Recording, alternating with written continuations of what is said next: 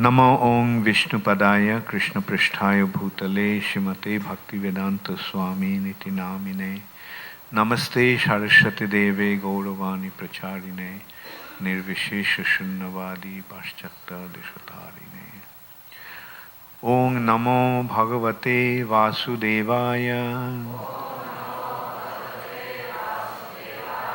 ओं नमो भगवते वासुदेवाय ओं नमो भगवते वासुदेवाय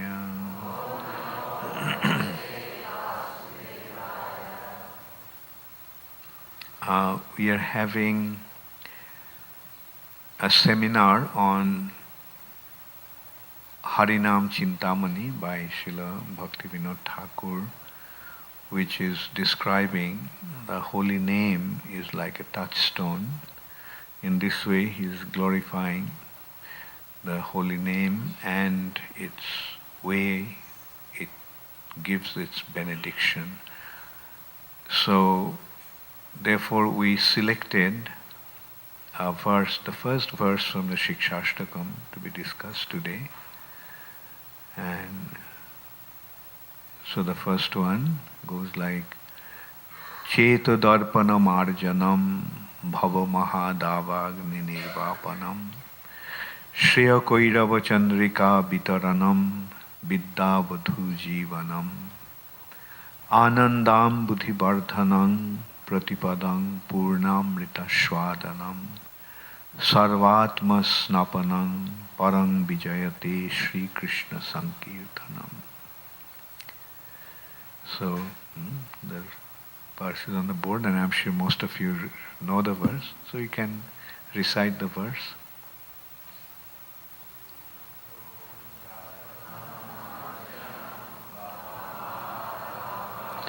Nirvapanam Kairava Chandrika Vitaranam Vadhu Jivanam.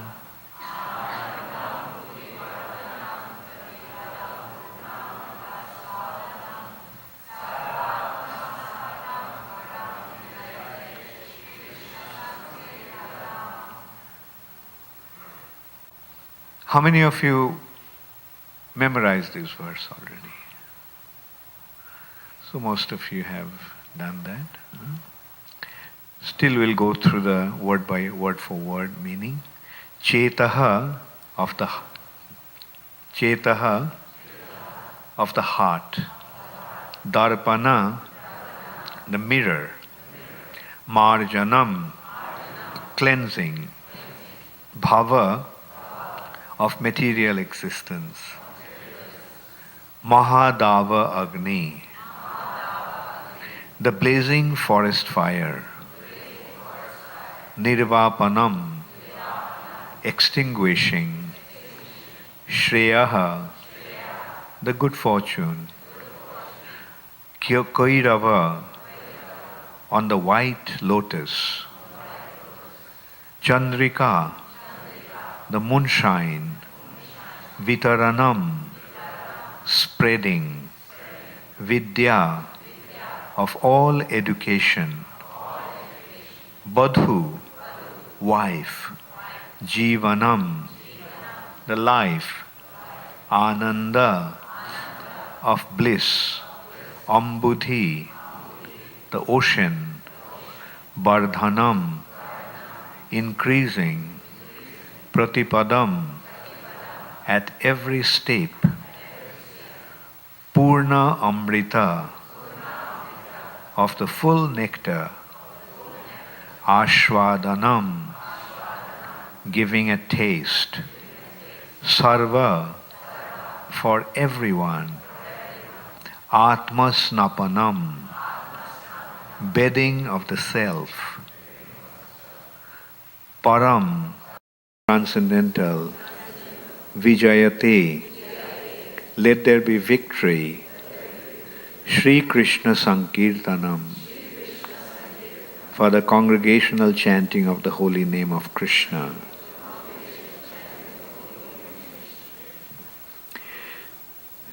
Translation by His Divine Grace Srila Prabhupada. Glory to the Sri Krishna Sankirtan, which cleanses the heart of all the dust accumulated for years together and thus extinguishes the fire of conditioned life, of repeated birth and death. This Sankirtan movement is the prime benediction for humanity at large because it spreads the rays of the benediction moon. It is the life of all transcendental knowledge. It increases the ocean of transcendental bliss, and it enables us to fully taste the nectar for which we are always anxious.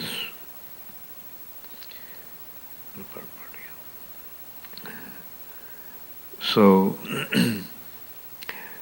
Sri Chaitanya Mahaprabhu did not leave anything in writing besides these 8 verses.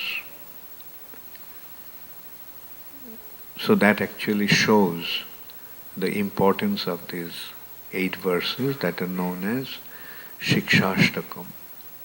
Through these 8 verses, Sri Chaitanya Mahaprabhu has given his shiksha, his teachings.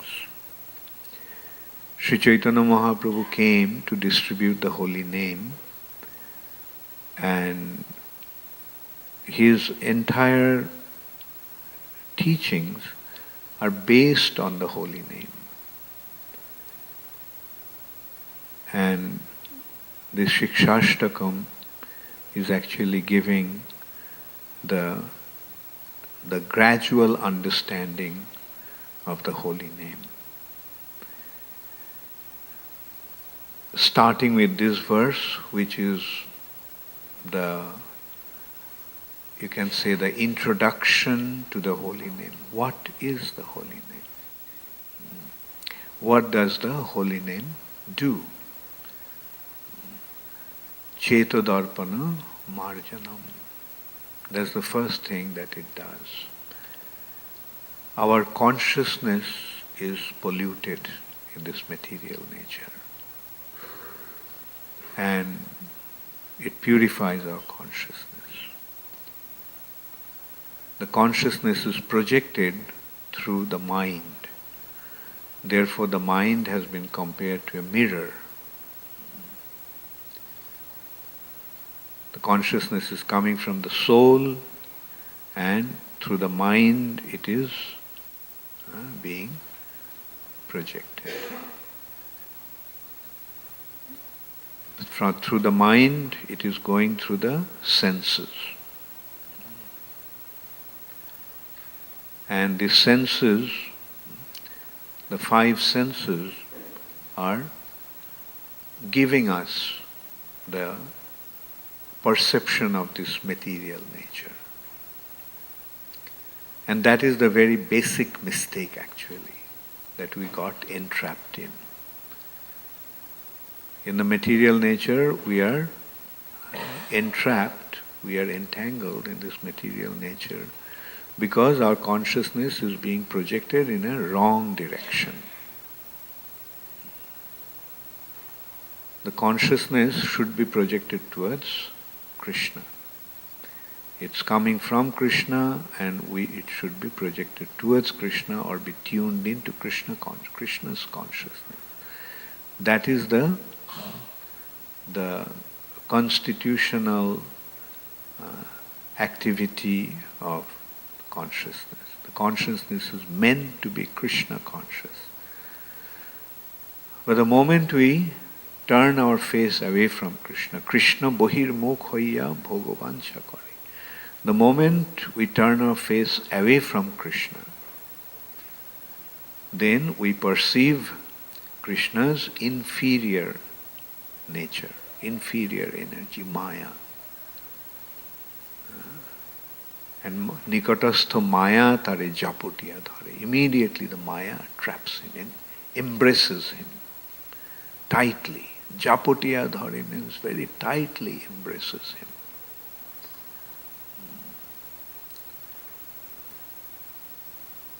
And it has been further explained that since the living entity is jivas are coming from Krishna's superior nature, and Maya, although Krishna's energy, but she is Krishna's inferior nature.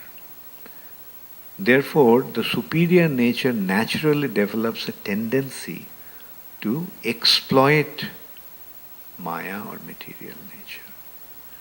It is a natural tendency of the superior to exploit the inferior or lord over the inferior, dominate over the inferior. And that causes the entrapment of the false ego. The false ego means mistaken identity.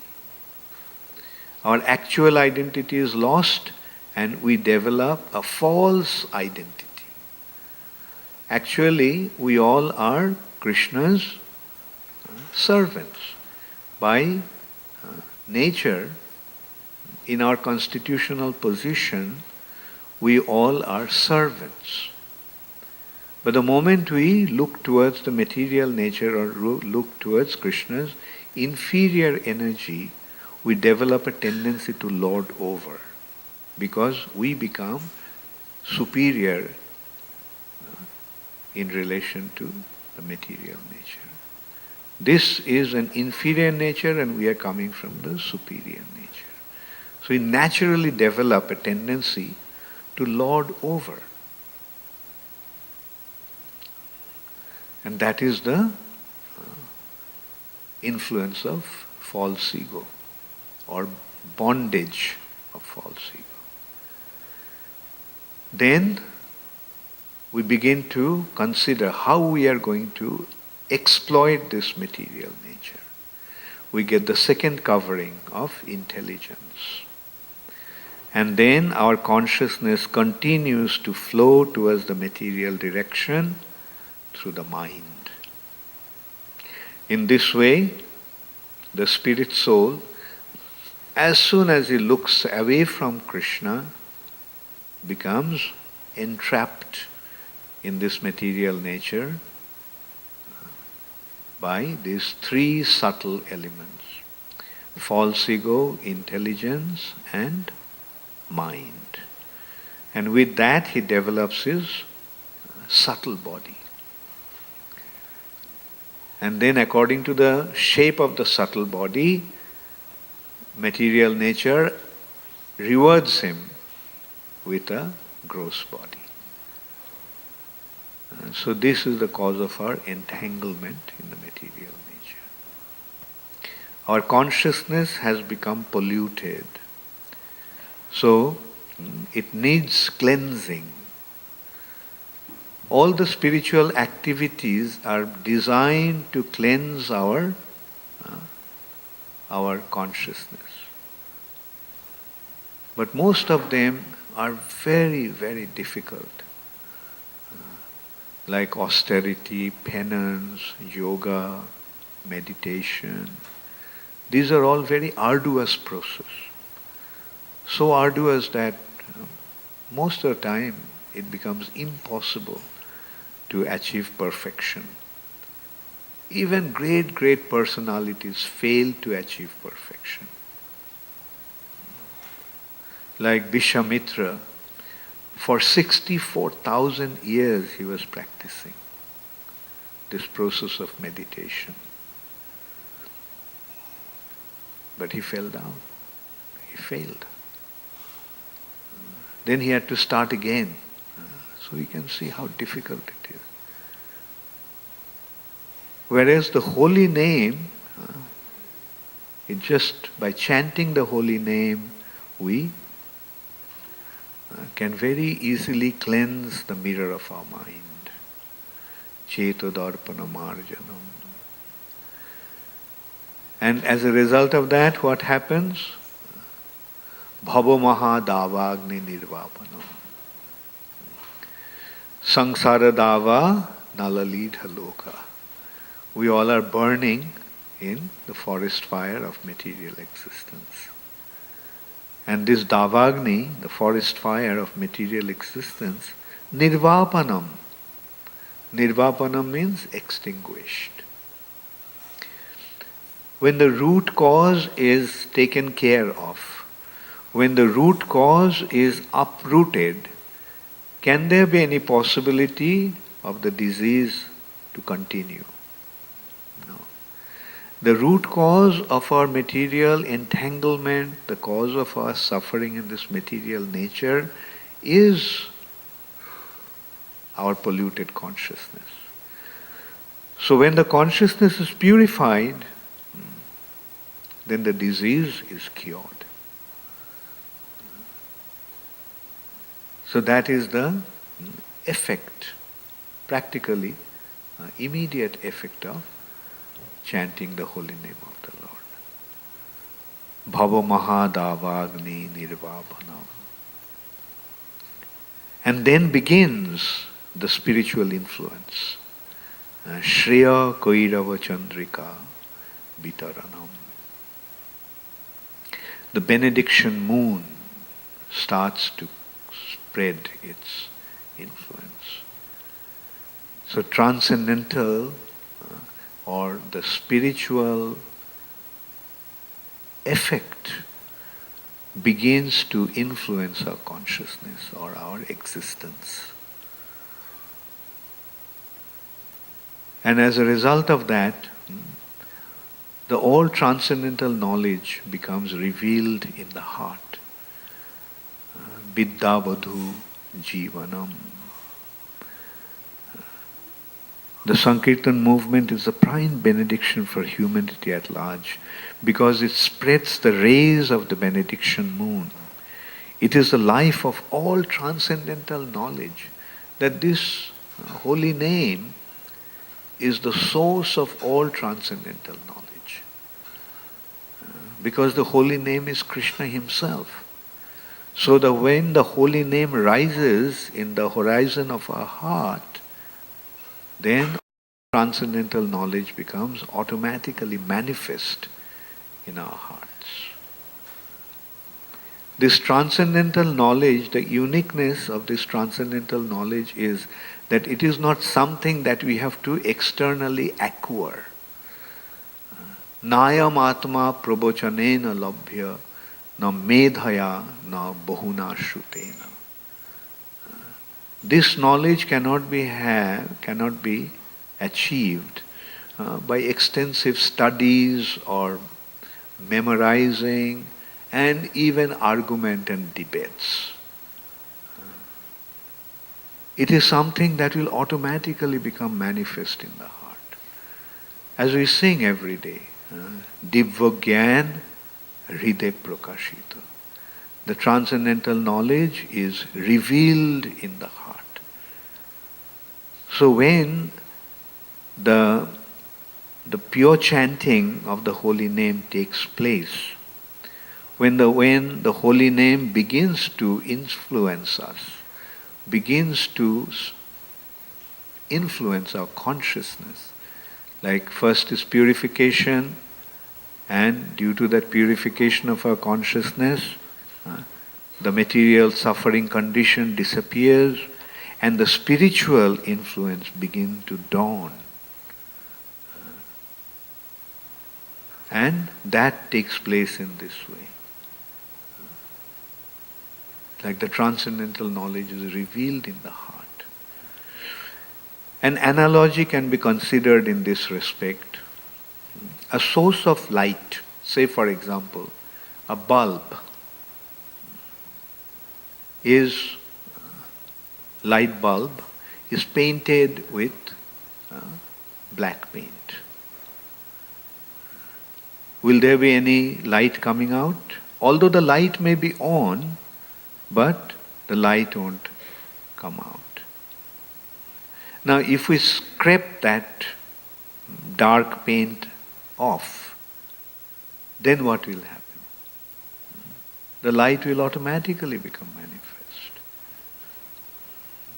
Since we all are spiritual beings, the spiritual knowledge, since we are part and parcel of Krishna, this chit aspect, the knowledge aspect is there in us. But unfortunately, due to our material conditioning, that that knowledge is covered. And that's why it's not coming out. So when the Cheto Darpana Marjanam, when the dirt or the covering is removed, then automatically the light will become manifest.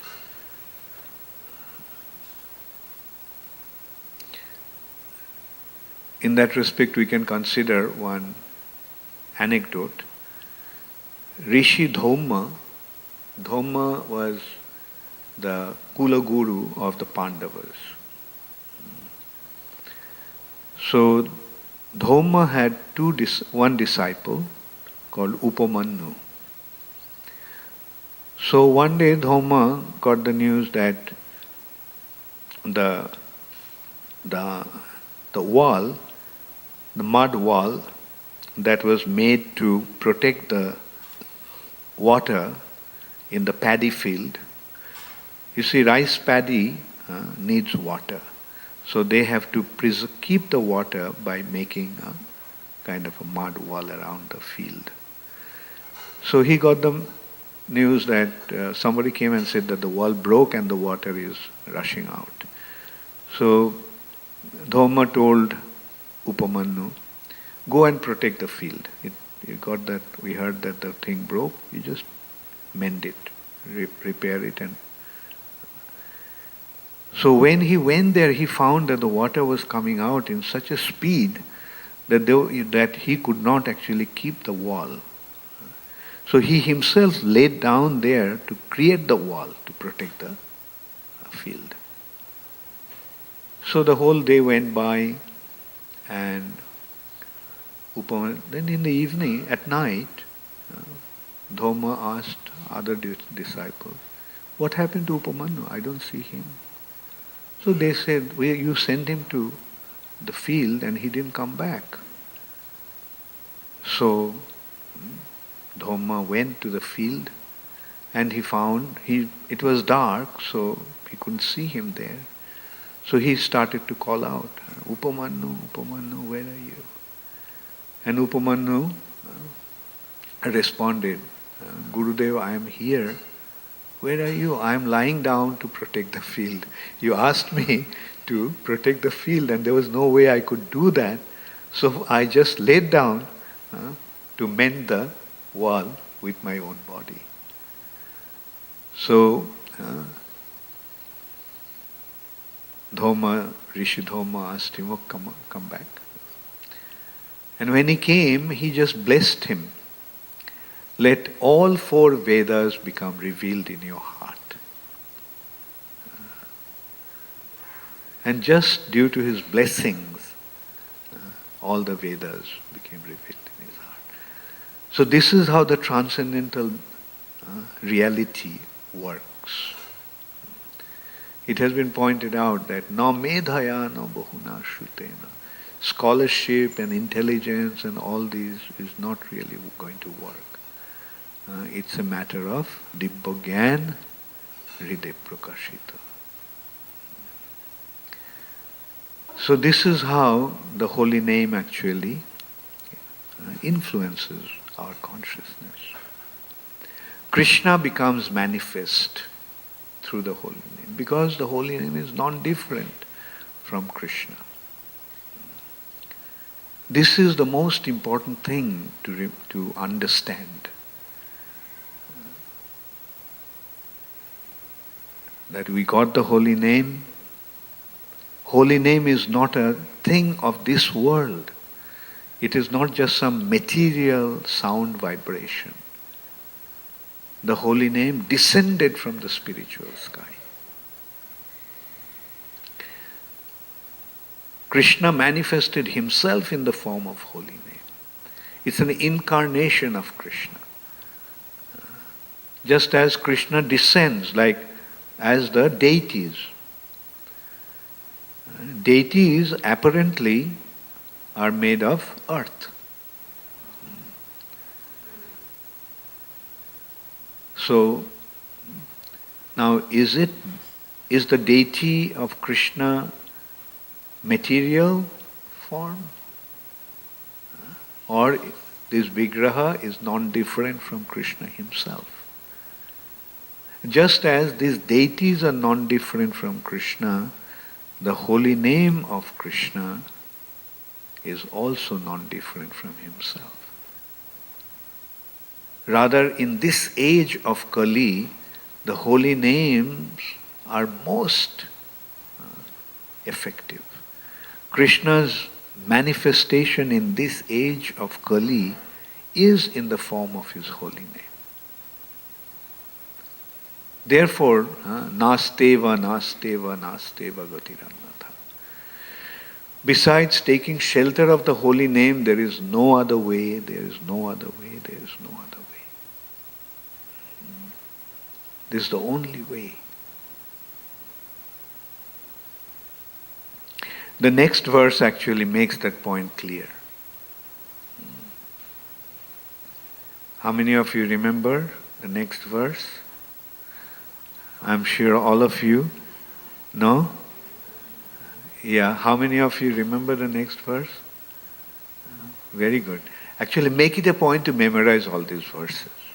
Although by memorizing verses you are not going to get elevated to the spiritual sky, but it helps. It helps. Therefore, this practice is necessary.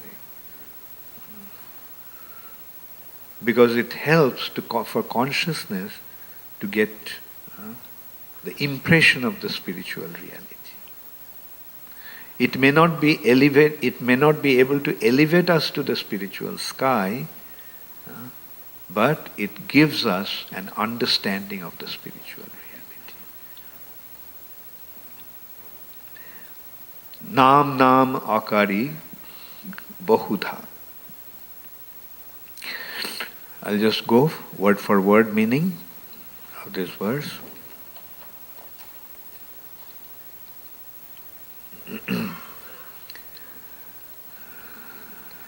Okay, I'll just go straight to the translation. O my Lord, okay, let's recite the verse. Nam nam akari bahudha nija sarva saktis tatrarpita niyamita smaranena kala etadrishi tava kripa bhagavan mamapi durdaivam midrisham ihajaninanuraga. O my Lord, your holy name alone can render all benediction to living beings, and thus you have hundreds and millions of transcendental names such as Krishna and Govinda, in which you have invested all your transcendental energies. There are no hard and fast rules for chanting these names. O my Lord, out of kindness you have enabled us to easily approach you by your holy names. But I am so unfortunate that I have no attraction for them. So in this verse, Sri Chaitanya Mahaprabhu is making it clear that the holy name is non-different from Krishna. Although Krishna has so many names, Bahudha, many. Prabhupada translated it as hundreds of millions of names, transcendental names. But in each name you have invested your entire potency. So if Krishna's potency is there, Krishna's energies are there, then is there any difference between the name and Krishna himself? Krishna's energy is just one-fold, or Krishna's energy is multifarious? Krishna's energy actually is absolute. Krishna's parasya shaktir bibidhaiva shruyate. Krishna's energy, Krishna's Shakti, although they are manifold, but they are generally categorized in three categories. They are Sandhini, Sambit, and Ladini. The Sandhini aspect is the existence aspect. his form, etc. are Sandhini. Consciousness aspect is Chit and Ananda aspect is Ladini. So if all of Krishna's energy is invested there in the holy name, then can this holy name be anything different from Krishna himself? It's a common sense consideration. Krishna's energy is not like ours, divided. This energy, the energy in this form, energy in that form. No, Krishna's energy is all transcendental. And in this energy, the four aspect is Nam, Roop, Gun and Leela. Krishna's name, Krishna's form, Krishna's qualities and Krishna's pastimes, Krishna's activities. So all are there in the holy name. Krishna himself is there in the holy name. But it is in the form of Nam, sound vibration. And from the name, Krishna's form will become manifest. It's there. To us, the name will reveal Krishna's form. Krishna himself will appear through his name. Along with Krishna, naturally, Krishna's qualities will appear. When Krishna appears, then will Krishna's qualities be separate from him? No, Krishna's qualities are there with him. And naturally, Krishna's pastimes also will become manifest with him. So this is the identity of the holy name that has been revealed here. But Durdaivam idrisham, but my misfortune, Durdaivam, my misfortune is Nanuraga. I do not have any anurag. I do not have any taste. I do not have any attachment. I do not have any love for this holy name. So Mahaprabhu is taking our position and making this point. Durdaivam, it's a misfortune. Why this misfortune? Because we are so entangled in the material nature. And that's why Maya is so strong. It's very strong because we are here. Our senses are not naturally dragging us towards the objects of the senses.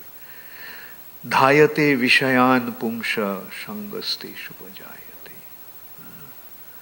The objects of the senses are dragging our consciousness through towards the object of the senses. All of us practically go through this difficulty. So many times I hear devotees saying that when I'm chanting, my mind actually flickers, my mind wavers, runs here and there, what to do? That is the challenge. In one hand, Krishna's illusory energy is constantly attracting us. That's what Maya is doing. Constantly trying to attract us towards this external direction, away from Krishna. Maya has two functions, avaranatmika and vikshepatmika.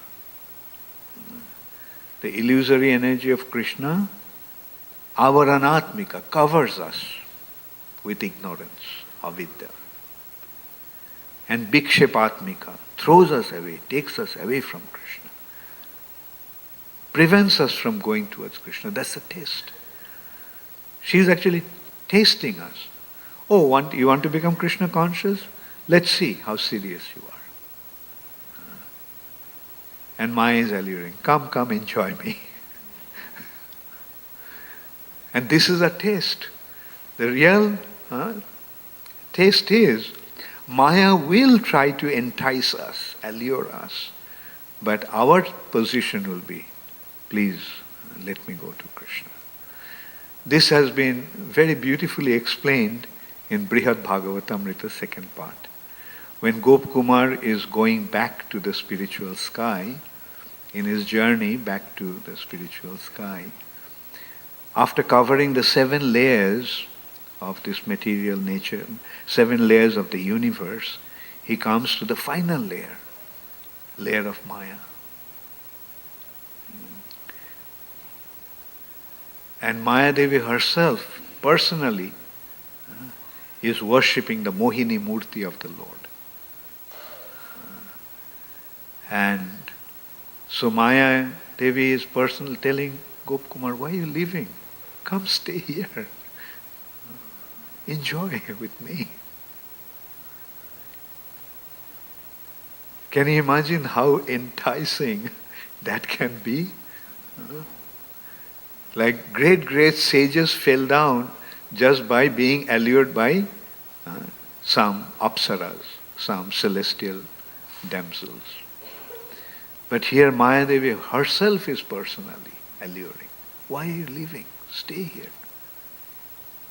There is so much enjoyment here. What was Gopkumar's response? Please bless me that I can go and serve your brother. Because Krishna is her brother.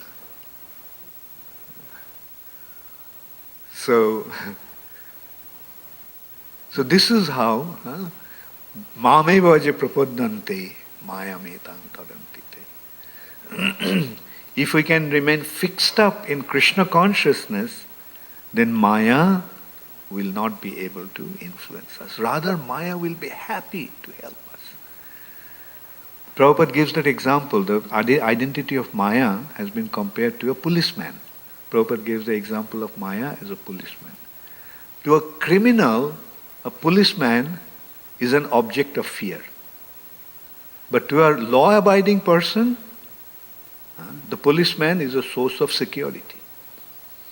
And when that person, that law-abiding person, has to go and meet the king or the president, that same policeman escorts him to the king.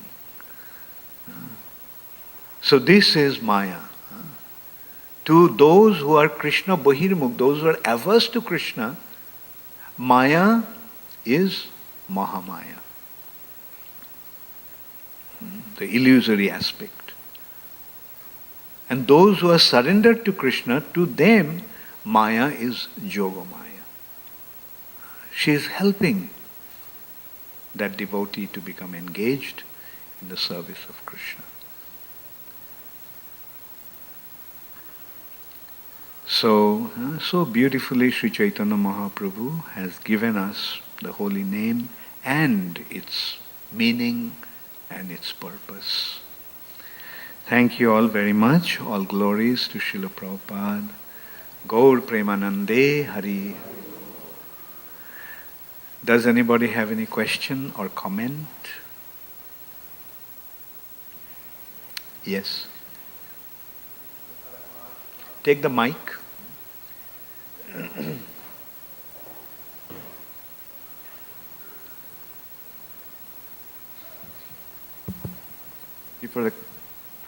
Thank you for the class, Maharaj.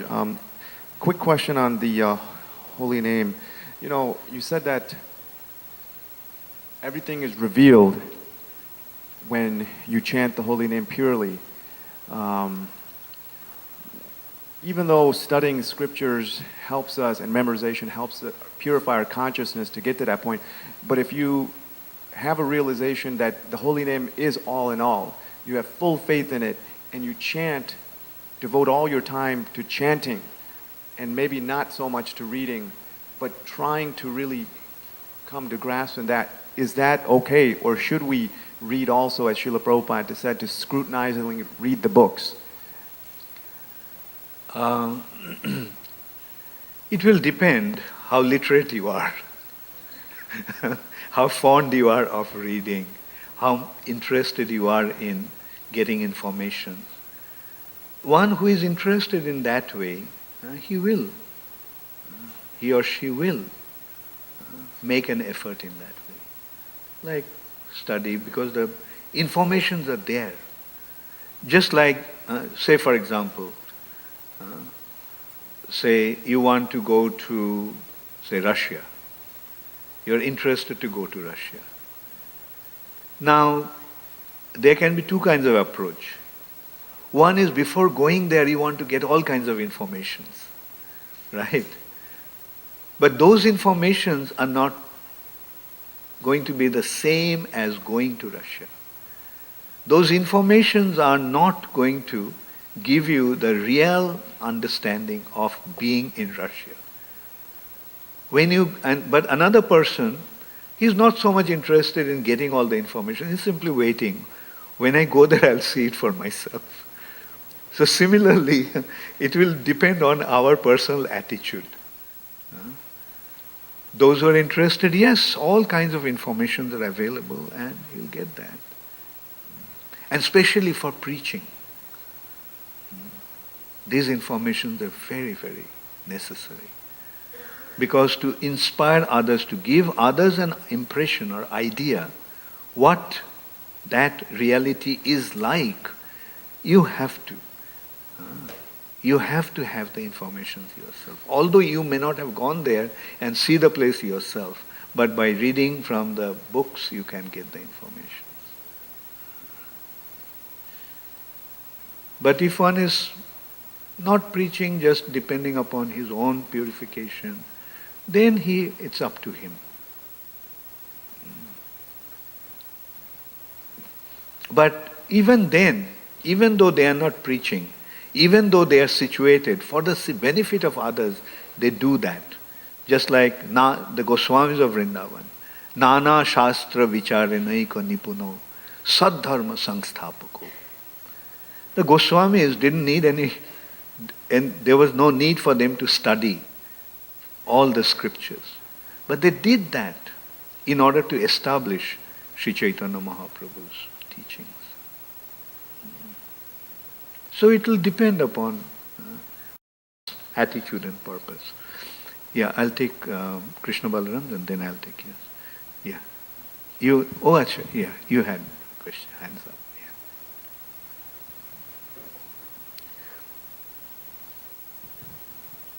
Yeah. Hare Krishna.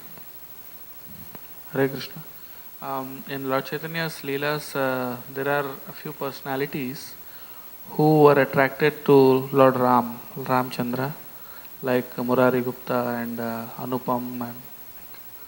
So initially Lord Chaitanya encouraged them to worship Krishna, but then he saw that it was firm, it was allowed. So my question is, some devotees, if they have attachment or attraction to certain forms of the Lord, which are other than, Nandanandan Krishna, while of course practicing bhakti, chanting Hare Krishna, is that okay, or should one? Well, since Chaitanya Mahaprabhu approved it, who am I to say whether it's okay or not? He did that to Murari Gupta, he did that to Anupam, and especially Sanatana Goswami and Rupa Goswami, when they tried to convince Anupam, their own brother, to develop his attachment to Krishna, because he was actually attached to Lord Ramchandra. Anupam, who is the father of Srila Jiva Goswami, he took one night to think it over. And the next morning, he came and said, look, I thought about it the whole night. I can't give up my attachment to Lord Ramchandra. So then they said, the glorious is the master. Glorious is the servant who doesn't give up the master. And glorious is the master who doesn't give up his servant. So if one has his sarup in that, if his spiritual identity is in relation to Lord Ramchandra, then let him go there. Specifically because recently I read this Manas Siksha by Raghunath Das Goswami, in which one of the verses he says that one should give up attachment to Lakshmipati and he should focus his attention or attraction specifically to Krishna Chandra. Yeah, I mean that is a specific instruction. One should give up the rati towards Lakshmipati. Lakshmipati ratim hitva, something like that. But if in spite of trying one cannot, then what to do? Yes?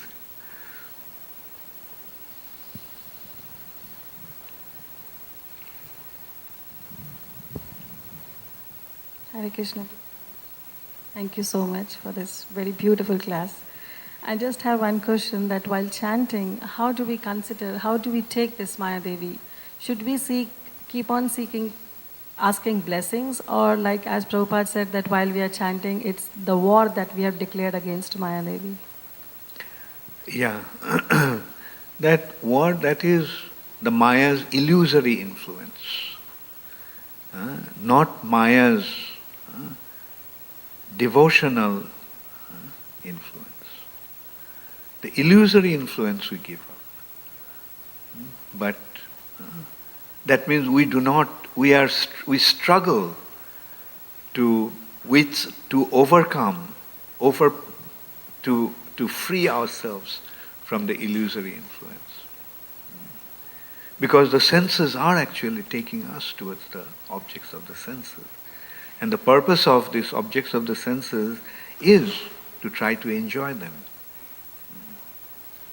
Like we become attracted to things that are pleasing to our senses. And by acquiring them, exploiting them, we gratify our senses.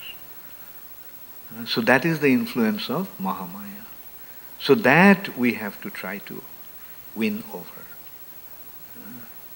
And the way to win over is not struggling. Who will be able to struggle against Maya? But the way to do it is by taking shelter of Krishna. And when we take shelter of Krishna, then Maya's feature changes. From Mahamaya, she becomes Yogamaya. So come, I will take you to Krishna. Thank you so much. Yes, Karnamrita?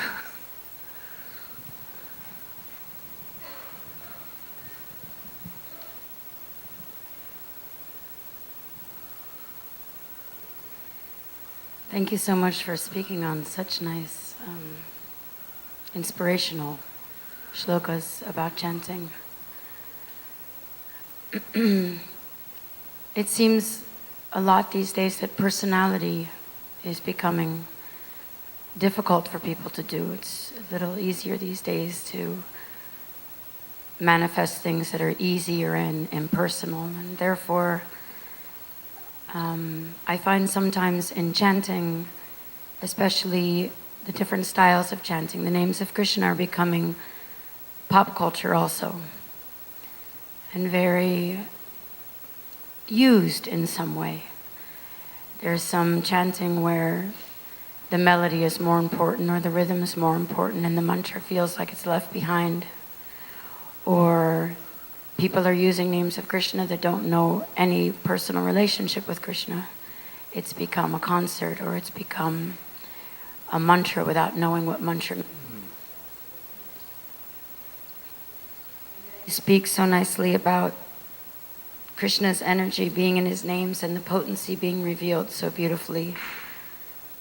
And I get how Krishna's energy seems so unaware at some events. Krishna's seems to be like Mahaprabhu. The mic is breaking, the sound. Yeah. Can you?